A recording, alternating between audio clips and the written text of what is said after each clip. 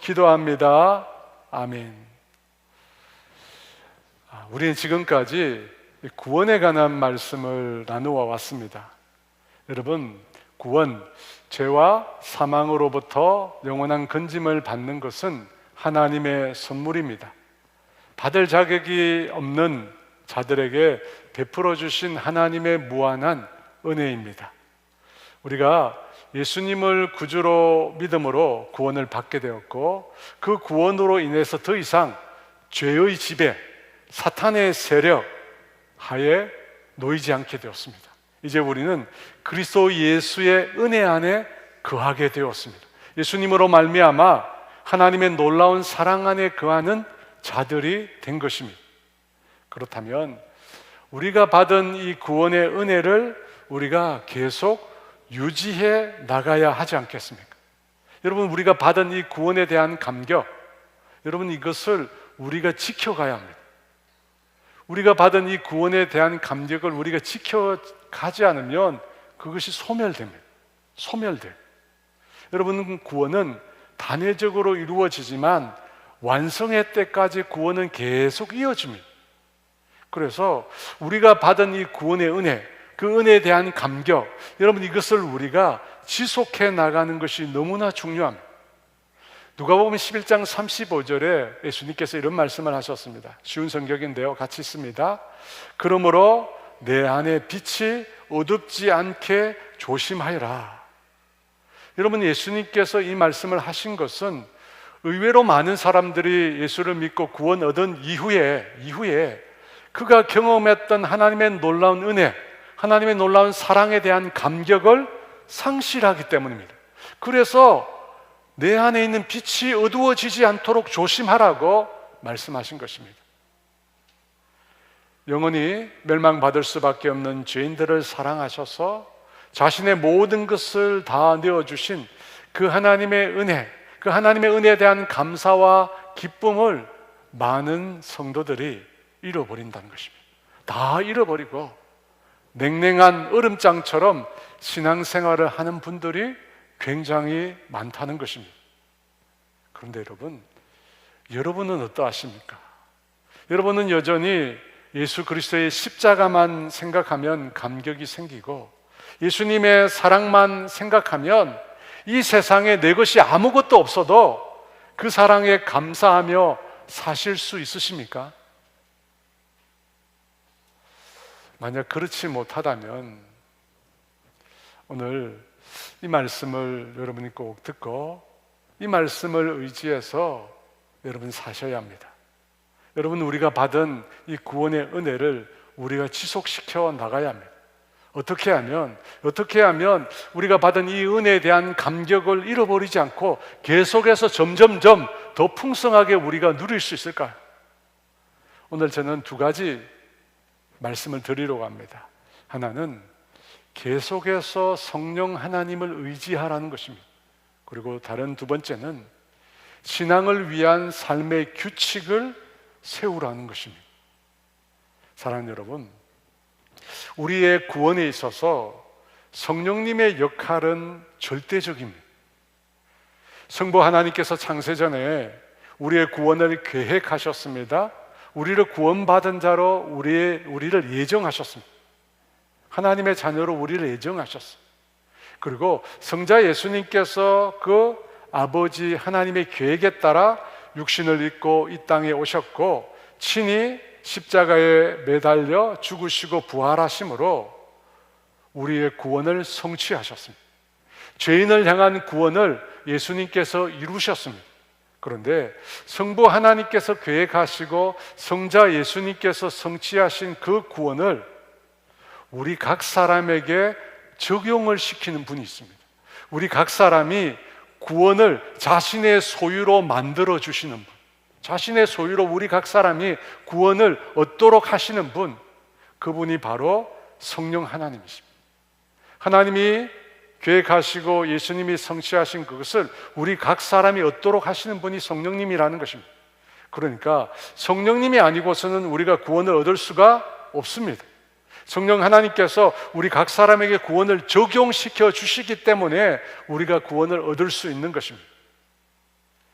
그 성령님의 역사의 시작을 오늘 본문 37절에서 이렇게 묘사하고 있습니다. 37절 말씀 같이 읽어볼까요?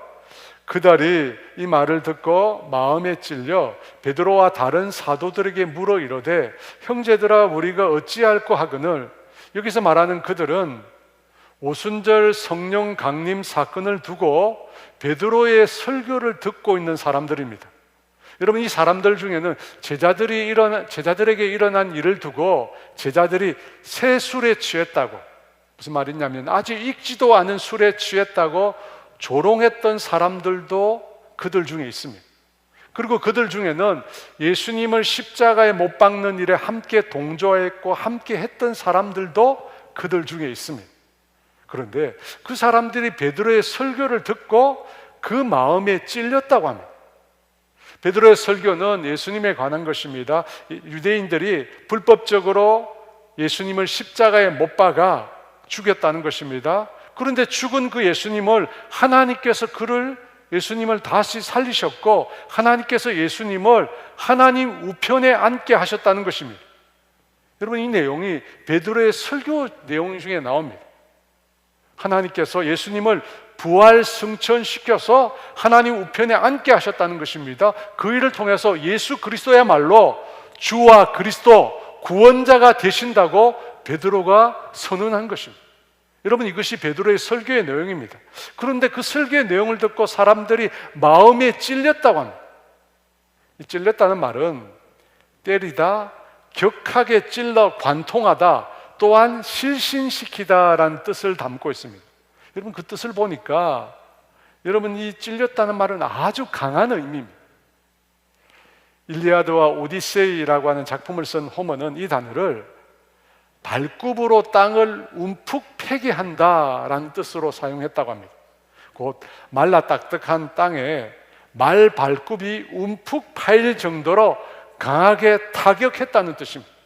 절대로 원 상태로 복원할 수 없을 정도로 강한 힘으로 사람의 양심과 마음에 큰 고통을 안겨주었다는 뜻입니다. 여러분, 사람들의 마음에, 베드로의 말씀을 듣고 있는 사람들의 마음을 이토록 강하게 충격을 준 것은 무엇이었습니까?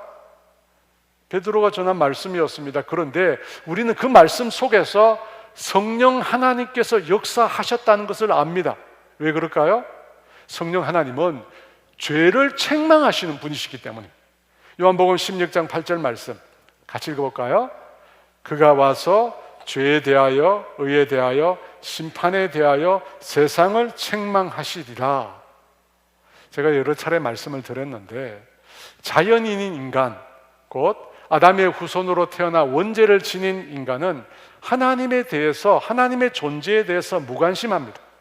하나님의 말씀을 들으려고 하지 않습니다. 하나님의 말씀을 들을 수도 없습니다. 그것이 자연인인 인간의 상태입니다. 그런데 하나님의 말씀을 듣고 돌이킬 수 없는 충격을 받았다라고 하는 것은 그의 마음 가운데 성령님께서 역사하신 것입니다. 여러분, 성령님이 역사하셔야 그의 굳은 마음이 부드러워지는 것입니다.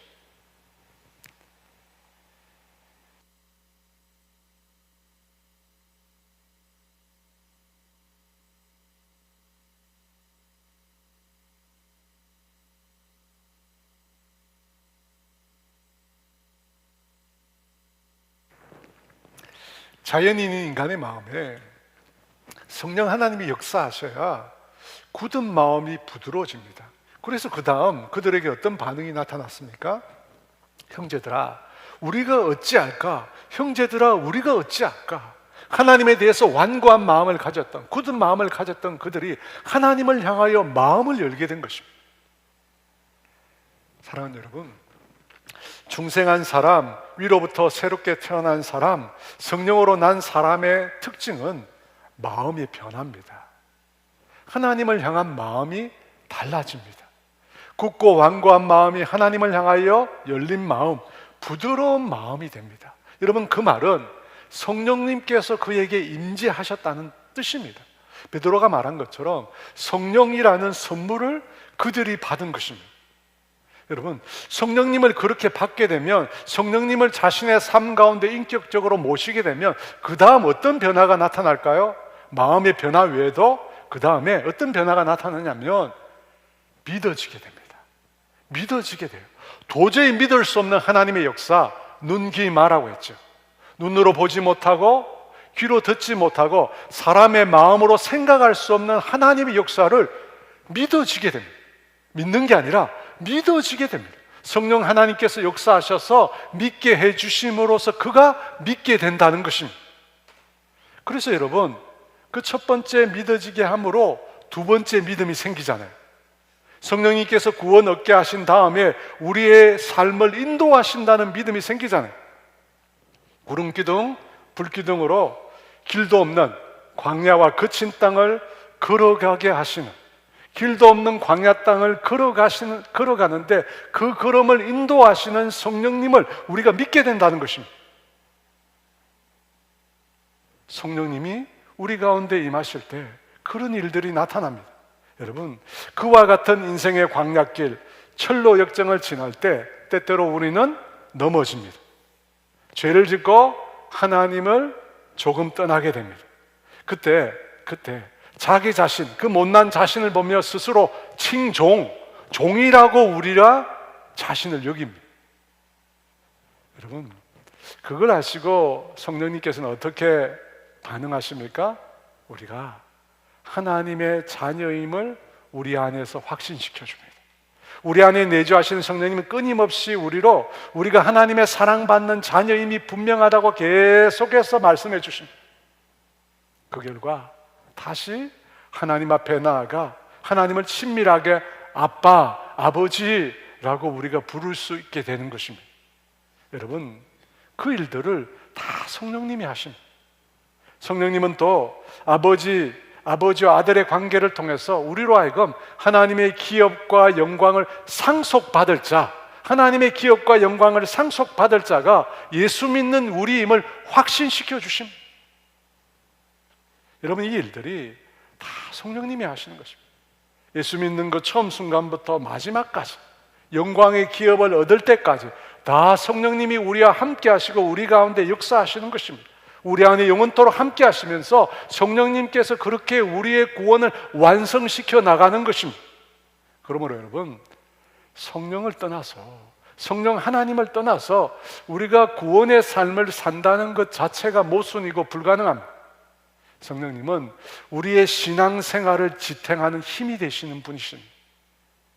예수님이 말씀하신 풍성한 삶, 내가 온 것은 양으로 생명을 얻게 하고 더 풍성히 얻게 하려고 한다고 하는 그 풍성한 삶, 여러분, 그 풍성한 삶은 오직 성령님을 통해서만 가능한 것입니다.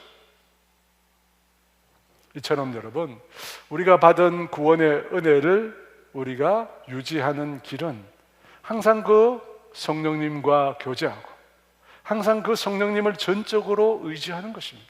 여러분, 그 성령님을 통해서 우리가 받은 이 구원의 감격과 신앙을 풍성하게 지켜나갈 수 있다는 것입니다. 여러분, 이것이 첫 번째입니다. 두 번째, 우리에게 주신 이 구원의 은혜에 대한 감격이 중단되지 않고 계속 누릴 수 있는 두 번째 방법은 신앙을 위한 삶의 규칙을 만들고 그것을 지키는 것입니다. 신앙을 위해서 삶의 규칙을 만들고 그것을 지키는 것입니다. 여러분, 누구나 일상의 삶을 사는데 일정한 패턴이 있습니다. 우리가 기본적으로 몇 시에 자고 몇 시에 일어나고 밥은 언제 먹고, 여러분, 이런 일상적인 삶의 패턴이 사람마다 각기 다르게 있습니다. 그 삶의 패턴, 그 규칙에 신앙을 위한 삶의 규칙을 포함하라는 것입니다. 여러분이 일상의 삶을 살고 있는데 그 삶 가운데 신앙을 위한 삶의 규칙을 그 속에 집어넣으라는 것입니다. 더 명확하게 말해서는 신앙을 중심으로 삶의 규칙을 재편하라는 것입니다. 신앙을 중심으로, 예수 믿는 신앙을 중심으로 내 삶에 일어나는 모든 삶의 규칙을 새롭게 하라는 것입니다. 신학적 용어로 은혜의 수단이라는 것이 있습니다. 하나님의 은혜를 받게 하는 통로, 하나님의 은혜를 받게 하는 통로로 여겨지는 신앙적인 도구가 있다는 것입니다. 여러분, 그 신앙적인 도구를, 수단을 초대 예루살렘 교회부터 성도들이 지켜왔습니다. 그 내용이 오늘 본문 42절 말씀입니다. 우리 같이 읽어볼까요? 그들이 사도의 가르침을 받아 서로 교제하고 떡을 떼며 오로지 기도하기를 힘쓰니라. 여러분, 세 가지죠. 사도의 가르침을 받았고 서로 교제하며 떡을 떼며 그리고 기도하는 것입니다. 여러분, 이것이 우리의 삶 가운데 하나님의 은혜를 경험하는 하나님의 수단입니다. 그런데 여러분, 초대 예루살렘 교회, 오늘 말씀에 나오듯이 베드로의 말을 듣고 예수님을 받아들이고 성령을 선물로 받은 사람들이 여러분 바로 이런 삶을 살았다는 것입니다. 자신의 일상의 삶 가운데 이 세 가지 요소를, 자신의 신앙을 위한 삶의 요소를 자신의 일상의 삶에 포함시킨 겁니다. 그래서 그들은 매일 하나님의 말씀을 받고 성도들과 간에 서로 교제하고 오로지 기도에 열심인 삶을 초대 예루살렘 교회 성도들이 살은 거예요. 예수 믿고 성령 받은 그들이 그런 삶을 살았다는 것입니다. 여러분, 이러한 신앙을 위한 규칙이 여러분, 저와 여러분의 삶에 없다면, 하나님의 말씀을 듣고 성도들과 사랑의 교제를 나누고 기도하는 삶이 저와 여러분의 삶에 없다면, 여러분, 우리는 하나님 중심으로 살아갈 수가 없습니다. 하나님이 우리를 위해서 예비해 놓으신 일상의 특별한 은혜를 누릴 수가 없습니다. 왜냐하면 그 규칙들을 통해서 하나님의 은혜가 우리 가운데 임하기 때문입니다. 그래서 은혜의 수단이라고 말한 거예요. 여러분, 그 일상적인 삶의 규칙을 통해서 하나님의 사랑과 은혜가 우리 가운데 임하는 것입니다. 근데 그것이 없으면 우리가 그걸 누릴 수 없다는 것입니다. 금요 기도 때 제가 조금 말씀드렸는데, 지난 목요일 3일 전이죠. 목요일 전에 제가 노회에서 하는 서울시 노회 연합체육대회에 나가서 2시간 동안 축구를 했습니다. 30분씩 4경기를 했으니까 2시간을 뛴 셈입니다. 그것도 땡볕에. 전 날씨가 흐릴 줄 알았는데 날씨 땡볕이더라. 그래서 제가 자세히 보면 제 얼굴이 탔어요. 굉장히 많이 탔습니다. 여러분, 우리가 아는 축구 경기는 90분입니다. 연장전까지 해야 120분입니다. 그게 2시간입니다. 근데 제가 지난 목요일 날 그 축구를 했다는 거예요. 그냥 한 거 아닙니다. 죽으라 뛰면서 했습니다. 죽으라 뛰면서 했습니다. 근데 여러분, 사실 제가 그렇게 축구를 할 수 있다는 것을 얼마 전까지만 해도 저 자신도 생각하지 못했습니다. 왜냐하면 5개월 전만 해도 제 몸무게가 80kg입니다. 이 개인정보를 공개하면 안 되는데 사실임을 강조하기 위해서 제가 보여드립니다. 4월 4일 날, 그죠? 80kg. 보통 중년의 남자들이 80kg 나가는 거, 여러분, 몸무게 많이 나가는 게 아닙니다. 근데 문제는 뭐냐면 제가 이 허리 디스크가 심해가지고 그 당시 잘 걷지를 못했습니다. 허리가 아프니까 잘 걷지도 못하고 좋아하는 운동을 하지 못하니까 여러분, 삶의 질이 떨어지는 거예요. 마음이 우울해요. 그래서 제가 고심을 하다가 한 게 뭐냐면 매일 세끼 밥을 먹고 나면 무조건 걷는 것이었습니다. 밥만 먹으면 조금 있다가 무조건 걸었습니다. 평균 25분 정도를 걸었습니다. 우리 교회 근처에 있는 탄천을 거의 걸었습니다. 근데 여러분, 올여름 얼마나 더웠습니까? 얼마나 더운지 모릅니다. 여러분, 너무 더울 때는 제가 이 아가페 홀 주변에 보면 상록 라이프 아파트, 상록 우성 아파트가 있습니다.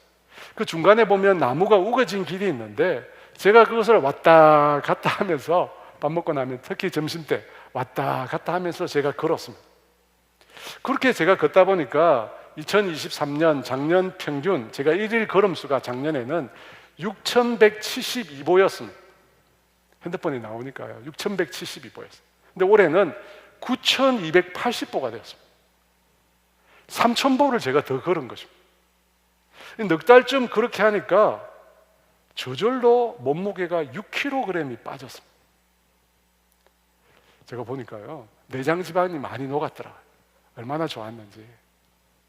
여러분, 그렇게 제가 뱃살이 빠지니까 배가 들어가고 이 양복을 입을 수 있게 된 거예요. 사실은 이 양복이 단추가 안 잠겼거든요. 근데 이 양복이 이렇게 단추가 잠깁니다.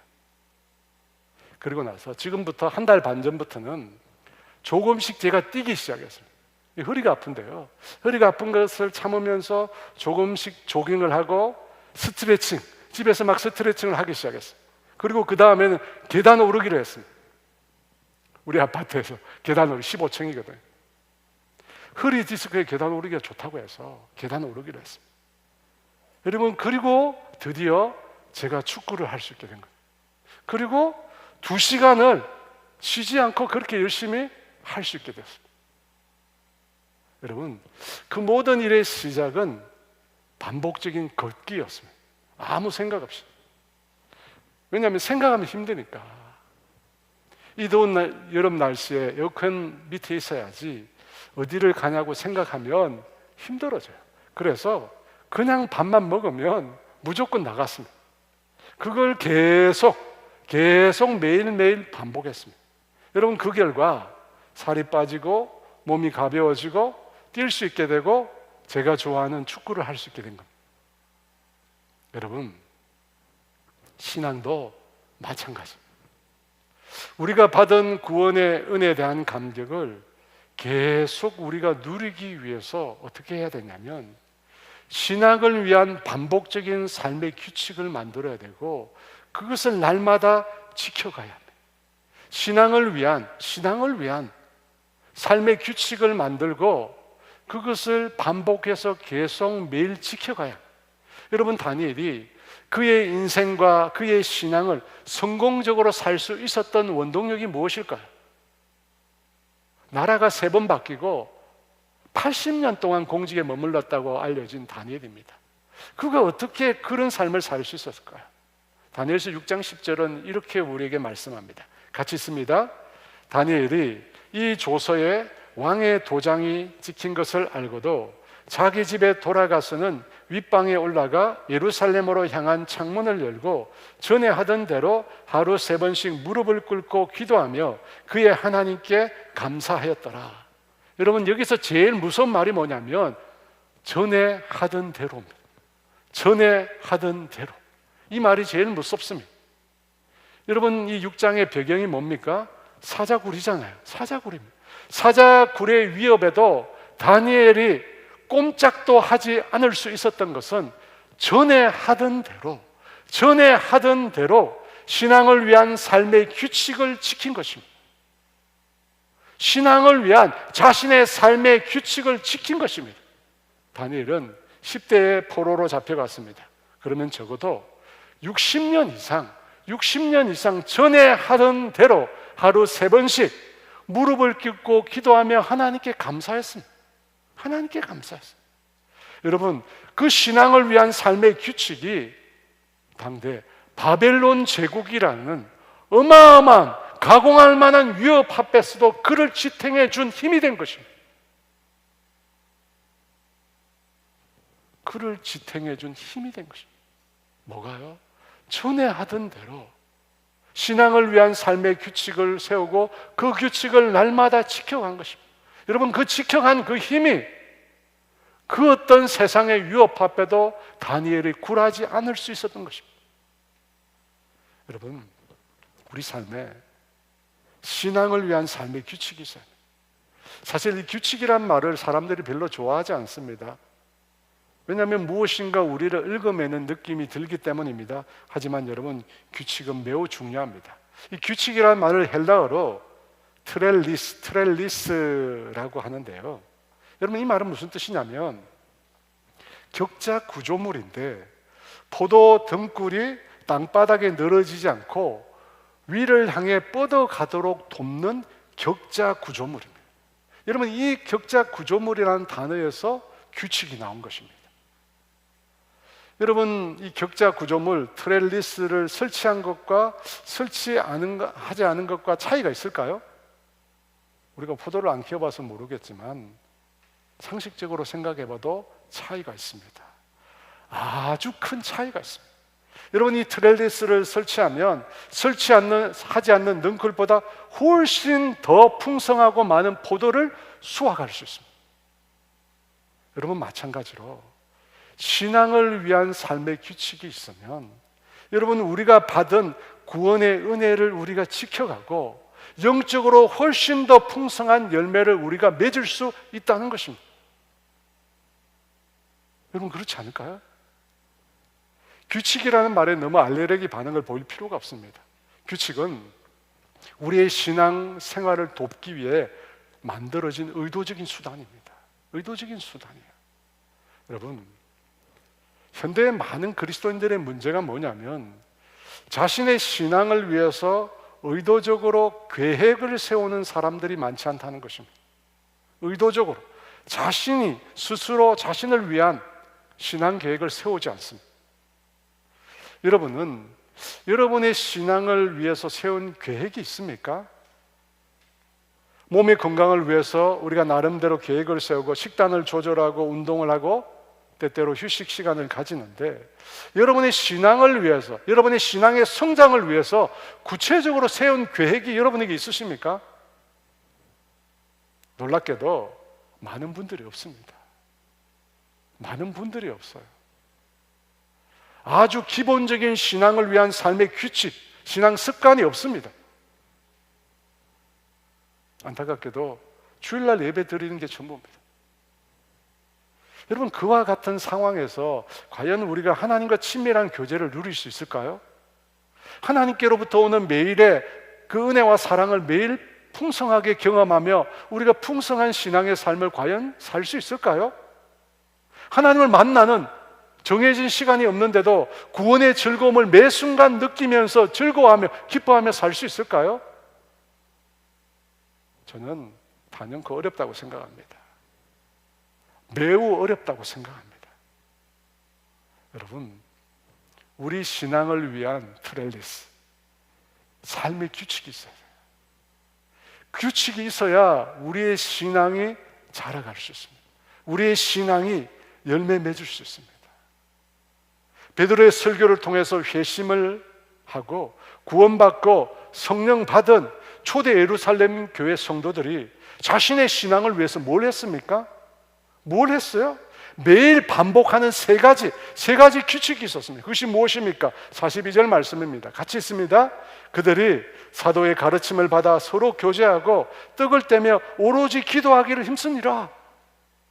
여러분, 이들이 방금 전 회심한 사람들입니다. 이들이 방금 전 회심하고 성령 받은 사람들입니다. 구원 얻은 사람들입니다. 구원 얻은 이후에 그들이 뭘 했습니까? 매일매일 하나님의 말씀을 받고 성도들과 교제하고 기도하기를 힘썼다는 것입니다. 여러분, 초대교회 성도들이 세 가지 규칙이 있었어요. 그 첫 번째는 사도의 가르침, 하나님의 말씀을 받는 것이었습니다.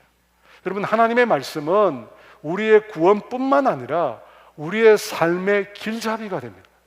이렇게 말씀합니다. 시편 119편 105절 말씀 같이 있습니다. 주의 말씀은 내 발의 등이요 내 길의 빛이니이다. 내 발의 등이요 내 길의 빛이니이다. 여러분, 캄캄한 밤거리를 가보신 적이 있습니까?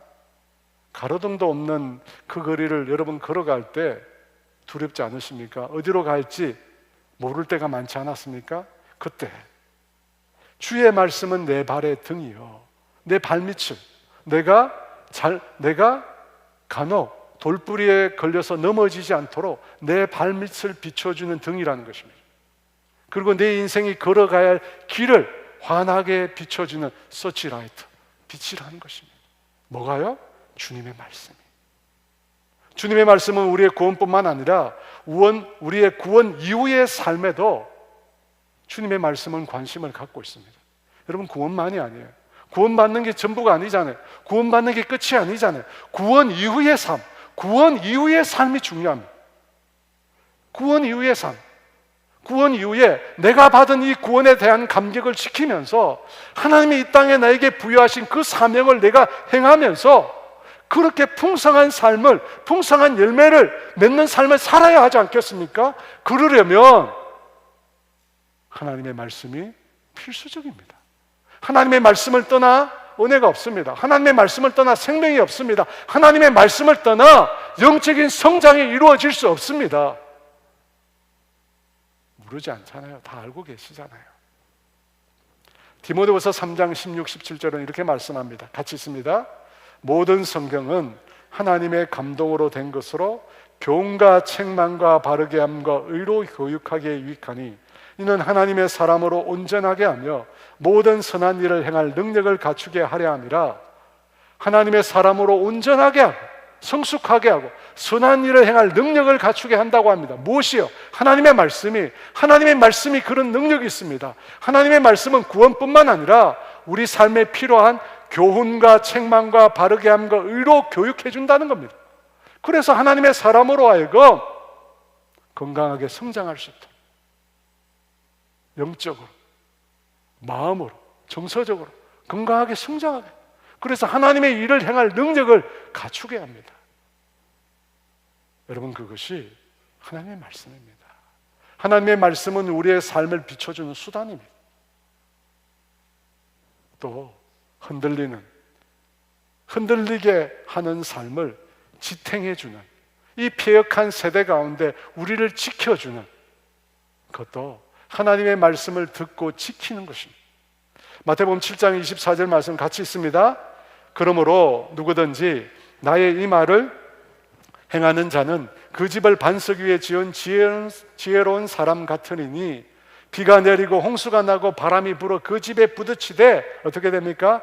무너지지 않는다고. 누가요? 누가 그렇습니까? 주의 말씀을 듣고 행하는 자입니다. 하나님의 말씀을 듣고 행하는 자. 근데 문제는 우리가 이게 안 되거든요. 이게 안 되니까 다른 걸 의지합니다. 하나님의 말씀을 듣고 행하는 삶을 의지하지 않으니까 우리가 자꾸만 다른 걸 의지합니다. 그러나 주님이 우리에게 분명히 말씀하셨습니다. 사람이 떡으로만 사는 것이 아니요 하나님의 입에서 나오는 말씀으로 산다고. 여러분, 하나님의 말씀으로 살아야 합니다. 사랑하는 여러분, 하나님은 지금도 우리에게 말씀을 통해서 은혜를 베풀고 계십니다. 하나님은 지금도 말씀을 통해서 우리에게 하나님의 사랑을 느끼게 하십니다. 그러므로 매일 하셔야 돼요.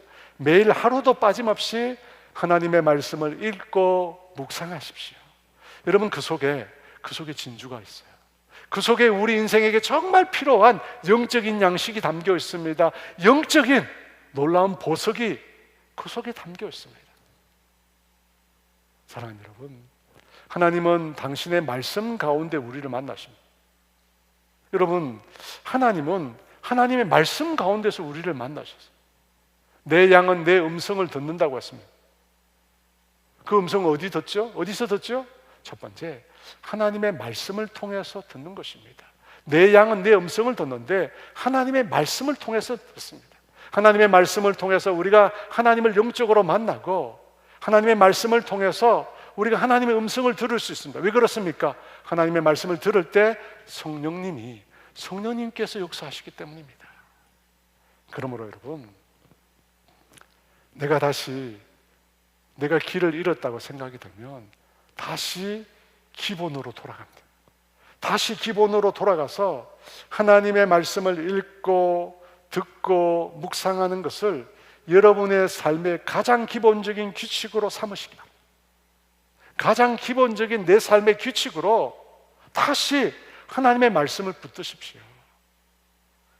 아가페 성경 읽기가 금주로 신학에 들어간다고 했잖아요. 지금까지 잘 못했더라도 관계없습니다. 오늘부터 여러분이 정말로 진정으로 하나님의 말씀을 진실하게 대하면, 그 말씀을 통해서 하나님을 만나려고 애쓰면, 그 말씀을 통해서 하나님의 은혜를 경험하고자 하면 하나님은 반드시 여러분에게 찾아오셔서 놀라운 은혜를 베풀어 주실 것입니다. 두 번째, 서로 교제하며 떡을 떼라는 것입니다. 신앙의 삶의 습관으로, 신앙을 위한 삶의 습관으로 서로 교제하며 떡을 떼라는 것입니다. 여기서 교제한다는 말은 코이노니아입니다. 친목보다는 조금 더 깊은 의미의 교제를 말합니다. 참여 혹은 하나된 연합을 뜻하는 단어입니다. 여러분, 하나님은 삼위로 계십니다. 성부, 성자, 성령 세 인격으로 존재하시는데 이 세 인격 사이에 코이노니아 교제가 있습니다. 이 세 인격이 함께 교제하고 함께 연합되어 있습니다. 그래서 삼위일체라고 하잖아요. 여러분, 그 연합이 사랑으로 이루어집니다. 아가페. 그래서 하나님을 사랑의 하나님이라고 말하는 것입니다. 세 분이 계신데 코이노니아, 사랑으로 연합되어 계신 것입니다. 그 하나님께서 자기의 형상을 따라 사람을 지으셨습니다. 하나님의 형상, 하나님의 본을 따라 사람을 만드셨습니다. 왜 하나님이 자기 형상을 따라 사람을 만드셨습니까? 하나님 당신과 교제하기 위해서입니다. 하나님 당신과 영적으로 연합하고 하나님 당신의 사랑을 우리에게 주시기 위해서 하나님의 형상으로 만드셨습니다. 여러분, 그 하나님의 사랑이 이 땅 가운데서 이루어지는 공동체가 있습니다. 그 공동체가 바로 가정과 교회입니다. 가정과 교회. 여러분, 가정과 교회를 통해서 그래서 우리는 교제해야 합니다. 여러분, 교회는 예수 믿는 성도들의 연합체입니다. 골로새서 2장 19절은 이렇게 말합니다. 같이 있습니다. 머리를 붙들지 아니하는지라 온몸이 머리로 말미암아 마디와 힘줄로 공급함을 받고 연합하여 하나님이 자라게 하심으로 자라느니라. 몸은 교회를 말합니다. 그 몸이 연합한다고 했습니다. 성도들이 연합하여 교제, 서로 참여한다는 것입니다. 그렇게 연합할 때 어떻게 됩니까? 잘한다는 거예요. 성도들이 서로 연합할 때, 서로 교제할 때 그것을 통해서 잘한다는 것입니다. 초대 예루살렘 교회 성도들 간에 이 연합이 있었어요. 서로에게 참여하는 교제가 있었어요. 근데 그 교제가 영적인 교제뿐만 아니라 물질적인 교제가 있었어요. 여러분, 그 교제의 모습이 오늘 본문 그 다음 절인 사도행전 2장 44절에서 46절에 자세하게 나옵니다. 같이 있습니다. 믿는 사람이 다 함께 있어 모든 물건을 서로 통용하고 또 재산과 소유를 팔아 각 사람의 필요를 따라 나눠주며 날마다 마음을 같이하여 성전에 모이기를 힘쓰고 집에서 떡을 떼며 기쁨과 순전한 마음으로 음식을 먹고. 같은 교회 안에서, 신앙 안에서 영적인 교제뿐만 아니라 초대 예루살렘 교회 안에서 어떤 교제가 있었습니까? 물질적인 교제가 있었어요. 서로 물건을 통용했을 뿐만 아니라 어떻게 합니까? 자기 물건을 팔아가지고 그 값으로 다른 사람의 필요를 채워주는, 나누어주는 교제를 했다는 것입니다. 여러분이 생각할 때 눈에 보이지 않는 영적인 교제와 눈에 보이는 물질을 함께 나누는 이 교제, 이 두 가지 교제 중에 어느 것이 더 쉽지 않을까요?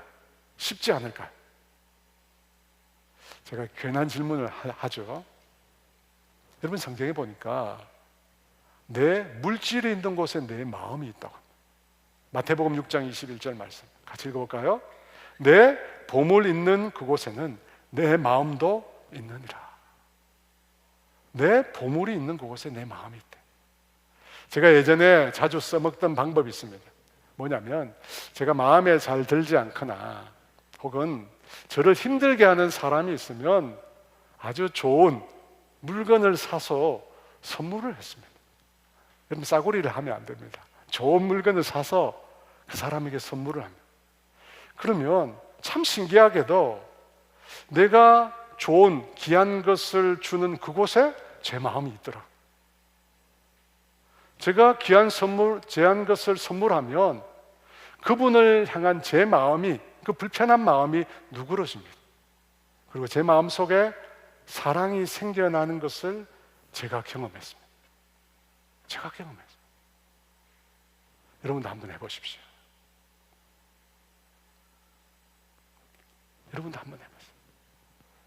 제가 올 6월 달에 아주 특별한 일이 있었습니다. 어떤 일이 있었냐면, 제가 어느 날 세수를 하고 화장품을 쓰려고 하는데 화장품이 다 떨어진 거예요. 그래서 화장품을 새로 사야 되나 제가 생각을 했어요. 그러고 나서 한 3일쯤 지나서 제가 잘 아는 권사님이 화장품을 보내왔어요. 제가 그분에게 말하지도 않았어요. 그런데 제가 아주 좋아하는 제품이 있거든요. 그 제품을 저에게 보내왔어요. 그리고 며칠 있다가 6월 달이잖아요. 제가 태촌을 지나가다가 맛있는 토마토를 샀어요. 태촌이 6월 달에 토마토 축제를 하니까 집에 와서 그 토마토를 먹었어요. 너무 맛있는 거예요. 제가 그때 한참 살 뺀다고 토마토를 많이 먹었거든요. 그러다가 너무 맛있어서 인터넷으로 태촌 토마토를 시켜서 제가 먹었어요. 다 먹었어요. 다 먹었는데 또 토마토가 먹고 싶은 거예요. 근데 며칠 지나지 않아 제가 만난 지 아주 오래된 권사님이 8년을 됐을 거예요. 갑자기 저한테 전화가 와서 제 주소를 물었어요. 그리고 며칠 후에 저희 집에 택배가 왔습니다. 여러분 뭐 했겠습니까? 토마토와 감자가 왔습니다. 토마토와 감자가 왔어요. 제가 그 일을 경험하고 너무 놀랍기도 하고 감사했어요. 근데 제가 사실은 화장품을 사려고 했고 토마토를 먹고 싶어 했다는 것을 그 선물을 보낸 분들에게 보냈어요. 사실은 제 차에 차에서 제가 화장품을 갖고 싶었는데 권사님이 제가 원하는 그 화장품을 보내셨다. 권사님이 제가 먹고 싶은 그 토마토를 보냈다. 여러분, 이것이 예수님 안에 있는 성도 간의 교제입니다. 참된 성도의 교제는 영적인 교제뿐만 아니라 물질의 교제도 포함돼요.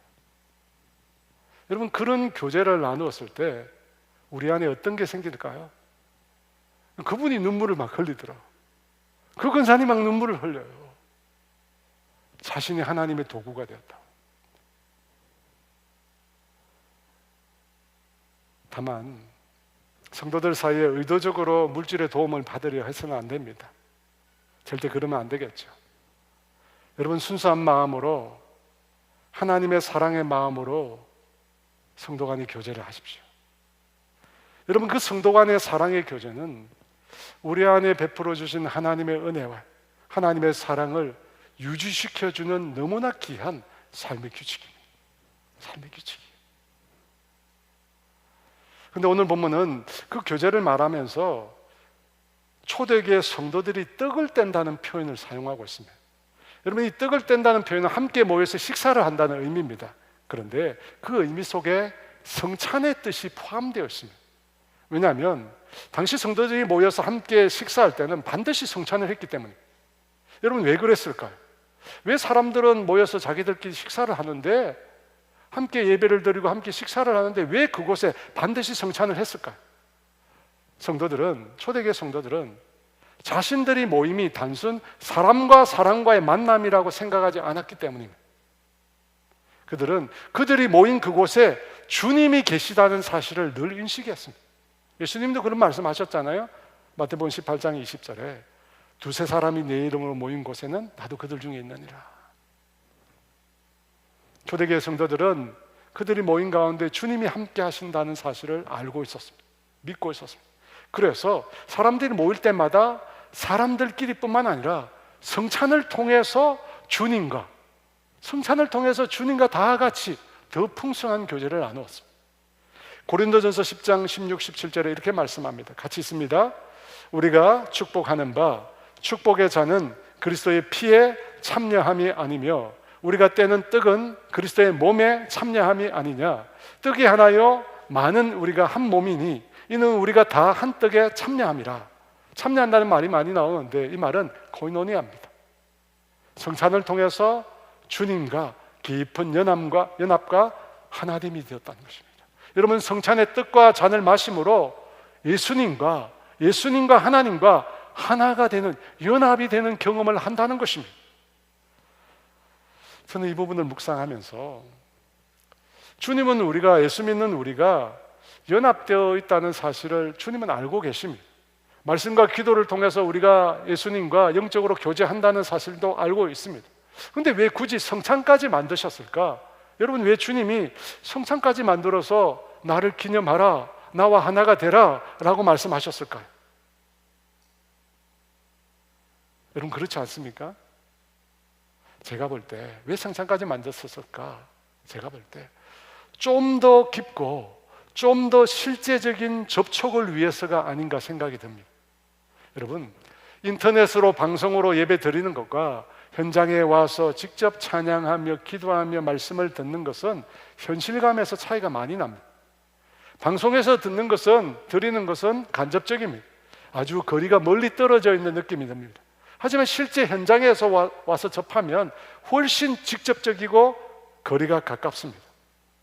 주님이 원하시는 것, 성찬을 통해서 주님이 원하셨던 것이 그것이 아닌가 생각이 듭니다. 여러분, 왜 명절만 되면 그렇게 먼 거리를 열 몇 시간씩 차를 몰고 왔다 갔다 고향을 갑니까? 요즘 화상통화라도 아주 선명하게 통화할 수 있습니다. 안부를 다 묻고 할 수 있습니다. 그럼에도 그 먼 곳까지 가는 것은 부모, 형제를 피부로 접촉하려는 것 때문입니다. 더 가깝게 교제하기 위해서입니다. 저는 성찬이 그런 의미라고 생각이 듭니다. 직접 주님의 영이 그 성찬 가운데 임하십니다. 그것을 통해서 우리는 주님의 몸을 느끼고 우리를 위해서 흘리신 주님의 피를 더 가까이 접촉하는 것입니다.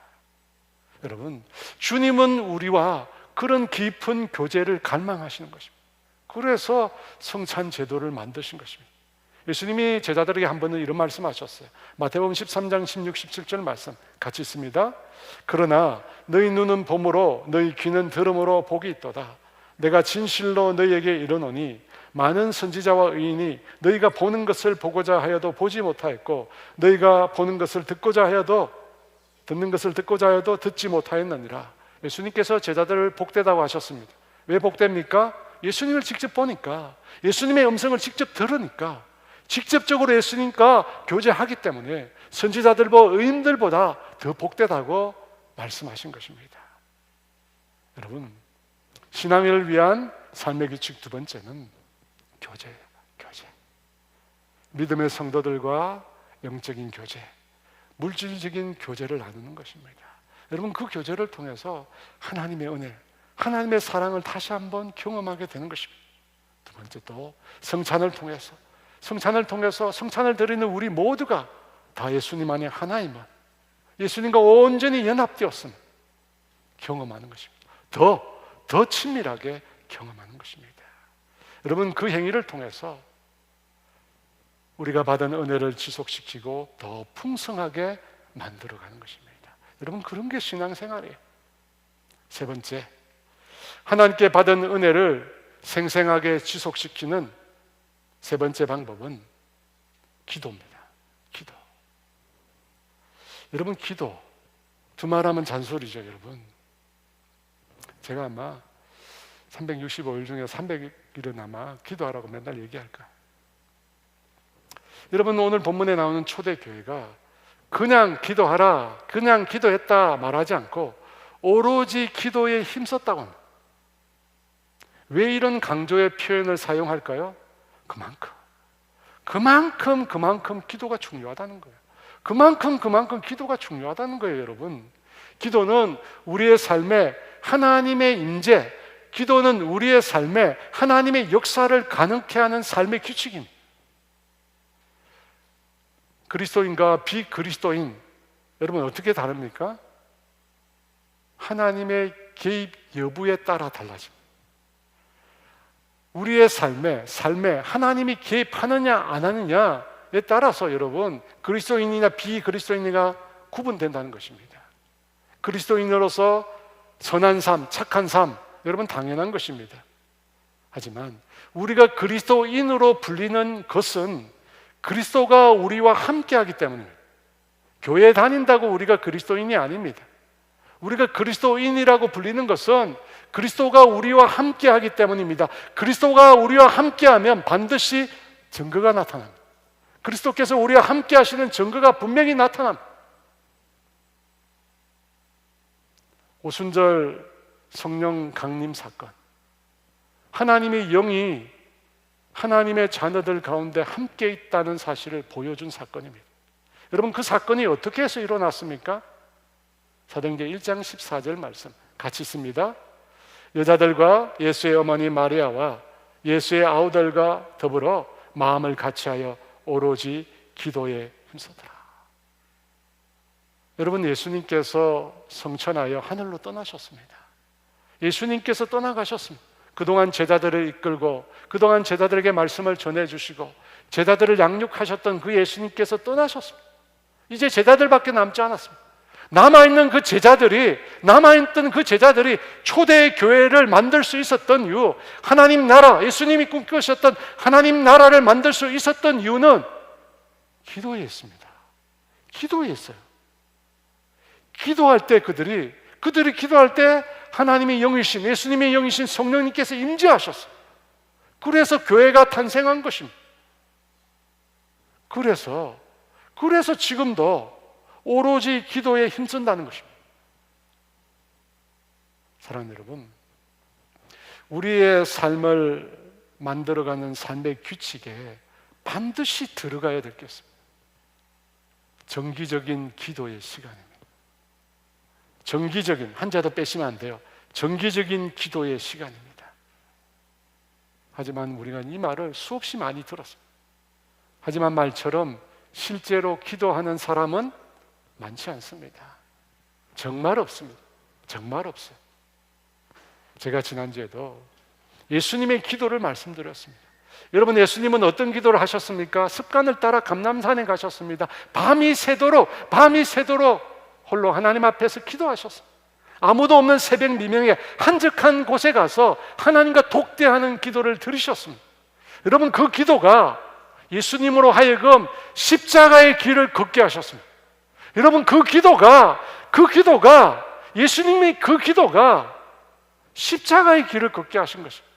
예수님은 하나님과 독대하는 그 기도를 통해서 하나님께서 예수님을 붙잡고 계시다는 사실을 경험했습니다.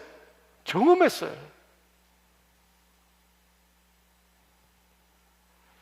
지금까지 제가 신앙생활을 하면서 참 너무나 감사한 일이 많죠. 근데 제가 참 너무 감사한 일 중에 하나는 뭐냐면, 처음 제가 산 기도원에서 주님을 만나고 구원의 은혜를 경험했을 때, 그때 말씀을 전해주셨던 그 목사님 이름도 기억이 안 납니다. 아마 허시였던 것 같은데, 그 목사님이 마지막 집회날 그런 말씀하셨어요. 이 산을 내려가면 반드시 40일 동안 새벽 기도를 하라고. 이 산을 내려가면 반드시 40일 동안 새벽 기도를 하라고 하셨어요. 제가 그때 그 말씀을 들었어요. 은혜 받았잖아요. 그 말씀에 순종했어요. 40일 동안 매일 새벽마다 주님 앞에 나가서 기도했어요. 한 번은 기억나는데 너무너무 가기 싫은 거예요. 속에서 우라통이 터지고 왠지 모를 분노가 막 일어나는 거예요. 너무 힘들었어요. 가기 싫었어요. 그런데 그 마음을 누그러뜨리고 정말 그 기도의 자리에 나갔습니다. 여러분, 그 기도의 자리에 나간 그 삶의 규칙이 놀랍게도 그때로부터 지금까지 이어지고 있습니다. 저는 그 40일 새벽 기도를 하는 동안 주님으로부터 평생의 약속을 한 가지 받았습니다. 그 약속이 찬송가 90장에 나와 있는데요, 너무 비슷해요. 주 예수 내가 알기 전 날 먼저 사랑했네. 그 크신 사랑 나타나 내 영혼 거듭났네.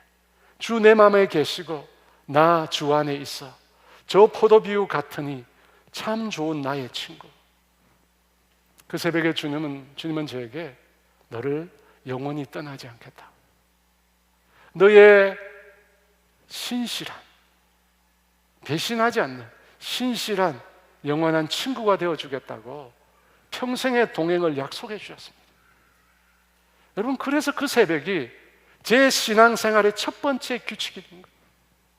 그리고 지금까지 제 신앙을 붙잡아주고 제 신앙을 자라게 한 하나님의 은혜의 수단이 되었습니다.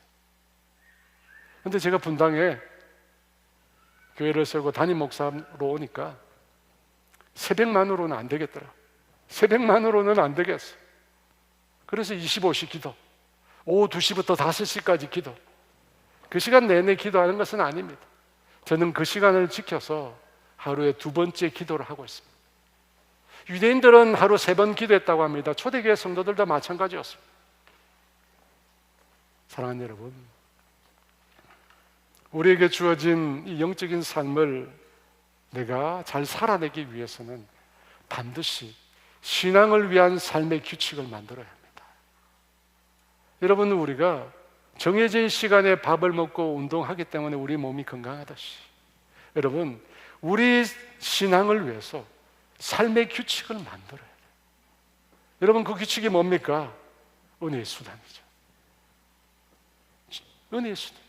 하나님의 말씀을 듣고 성도들과 사랑의 교제를 나누고 오로지 기도에 힘쓰는 것입니다. 여러분, 그걸 통해서 하나님의 은혜와 하나님의 사랑이 우리에게 흘러 들어오는 거예요. 여러분, 그렇지 않나요? 말씀을 통해서, 사랑의 교제를 통해서, 기도를 통해서 하나님의 사랑이 우리 가운데 흘러 들어오고, 그 사랑으로 인하여 우리의 영혼이 충전됩니다. 우리의 삶이 회복됩니다. 우리의 삶이 치유됩니다. 여러분, 이것이 바로 주님이 가르쳐 주신 은혜 안에 머무는 방법입니다. 내 안에 비춰주신 그 빛이 어두워지지 않는 방법입니다. 그러므로 여러분, 신앙을 위한 삶의 규칙을 만드십시오. 그리고 매일매일 꼭 그것을 지켜가십시오. 여러분, 신앙은 한 방이 아니에요. 그런 거 없습니다. 신앙은 벼락치기 그런 거 없습니다. 신앙은 매일매일 주님과 동행하는 것입니다.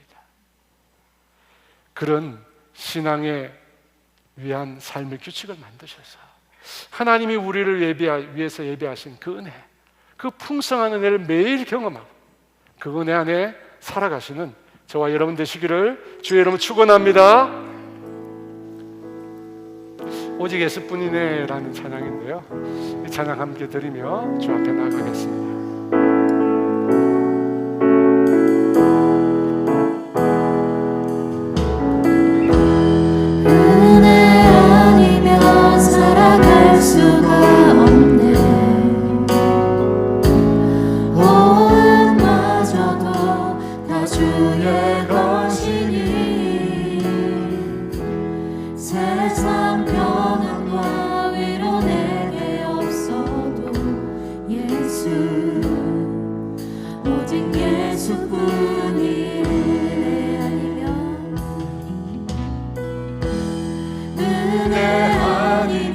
살아갈 수가 없네. 호흡마저도 다 주의 것이니 세상 평안과 위로 내게 없어도 예수, 오직 예수뿐이네.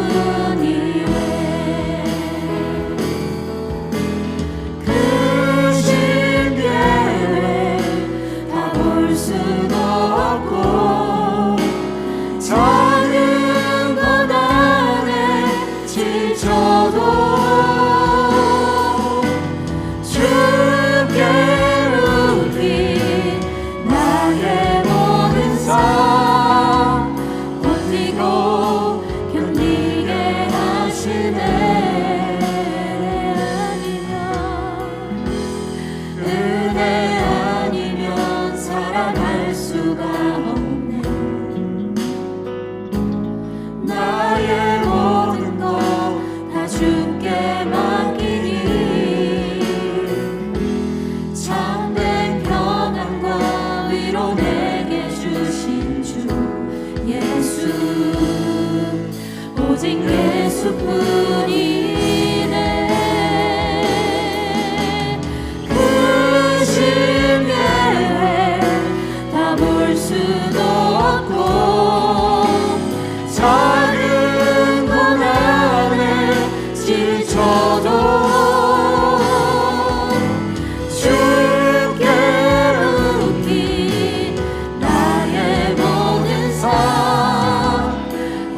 버티고 견디게 하시네. 그 신계획 다 볼 수도 없고 작은 고난에 지쳐도 주께 묶인 나의 모든 삶 버티고 견디게 하시네. 은혜 아니면 살아갈 수가 없네. 나의 모든 것 다 주께 맡기니 참된 평안과 위로 내게 주신 주 예수 오직 예수뿐이에.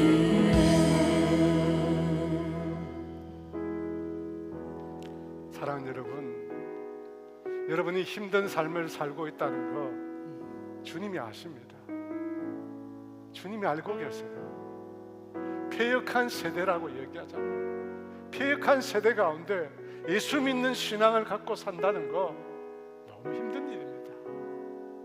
너무 힘든 일이에요.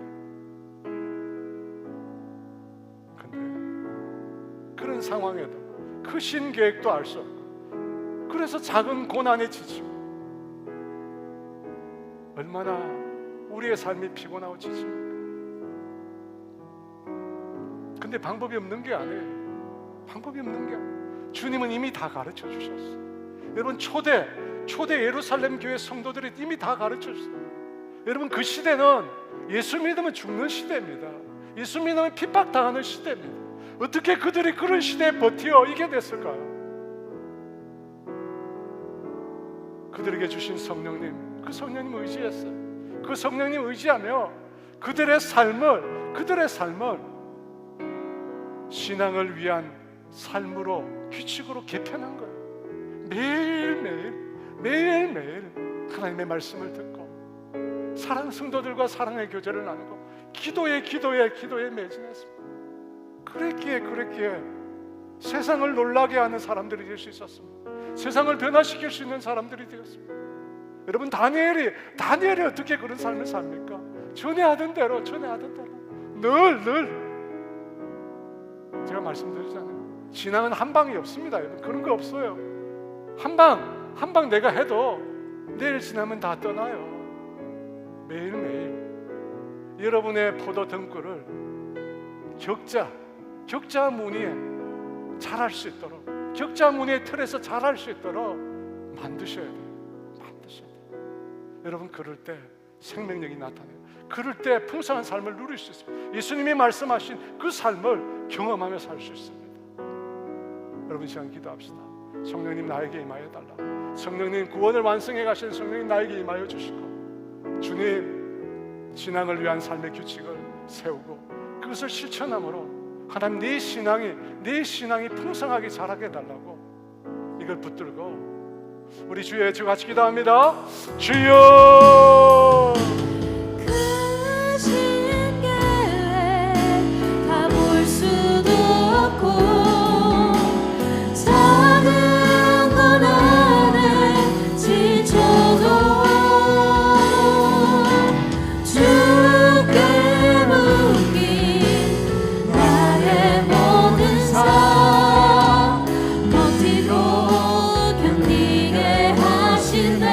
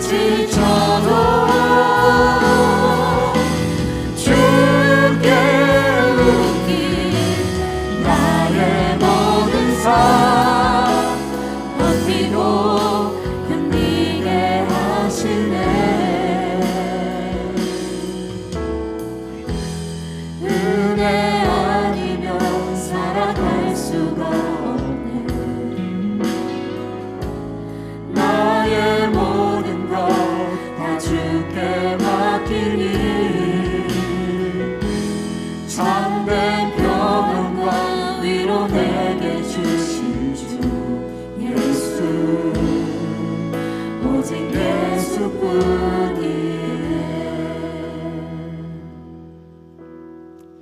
하나님 아버지, 도와주시옵소서.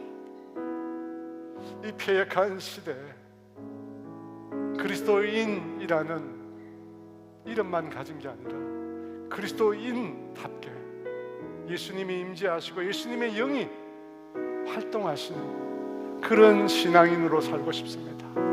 하나님이 우리에게 베풀어 주신 그 놀라운 구원의 은혜에 날마다 감격하며 주님이 우리에게 예비하신 그 풍성한 삶을 날마다 누리며 그렇게 살고 싶습니다. 주님 도와주시옵소서. 주님 도와주시옵소서. 피곤해 지치고 인생의 문제가 해결되지 않아 낙심하며 곤비하며 그렇게 힘들게 사는 인생이 아니라 주님이 약속하신 그런 그리스도인다운 삶을 살고 싶습니다. 주님, 우리에게 은혜를 더하여 주시옵소서. 성령 하나님, 우리 가운데 임재하여 주시옵소서. 우리의 구원을 이끌어 주시옵소서. 우리의 구원을 완성하도록 이끌어 주시옵소서. 매일 매 순간 그 성령님 의지합니다. 우리를 붙들어 주시옵소서.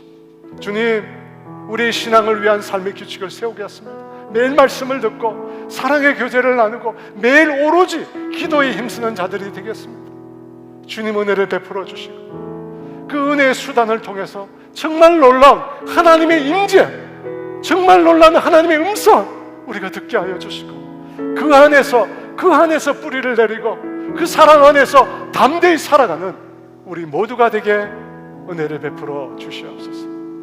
지금은 우리 주 예수 그리스도의 은혜와 하나님의 다함이 없는 사랑하심과 성령님의 교통하심과 인도하심과 위로하심, 하나님이 약속하신 풍성한 삶을 살기로 결단하는 사랑하는 성도들 위해 이제로부터 영원토록 함께 하시기를 간절히 축원하옵나이다.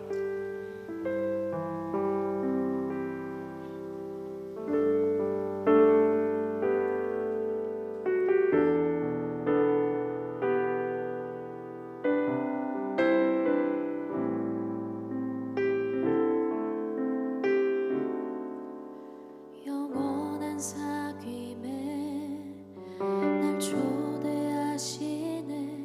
주님을 누리며 사는 것,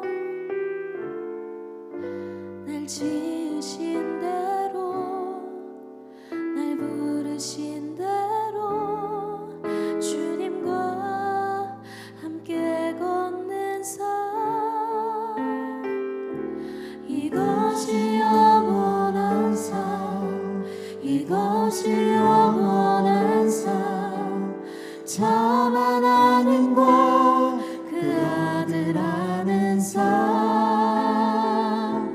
이것이 영원한 삶, 이것이 영원한 삶. 내가 주 안에, 주는 내 안에 늘 거하는 삶. 영원한 사귐에, 영원한 사귐에 날 초대하시는 주님을 누리며 사는 것, 날 지으신 대로 날 부르신 대로 주님과 함께 걷는 삶, 이것이 영원한 삶, 이것이 영원한 삶. 참 하나님과 그 아들 아는 삶, 이것이 영원한 삶, 이것이 영원한 삶. 내가 주 안에, 주는 내 안에, 이것이 영원한 삶, 이것이 영원한 삶. 참 하나님과 그 아들 아는 삶, 이것이 영원한 삶,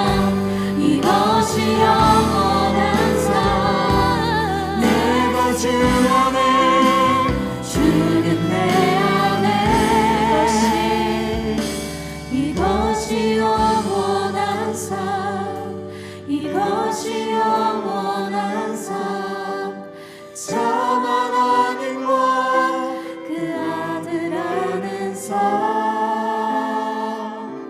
이것이 영원한 삶 이것이 영원한 삶 내가 주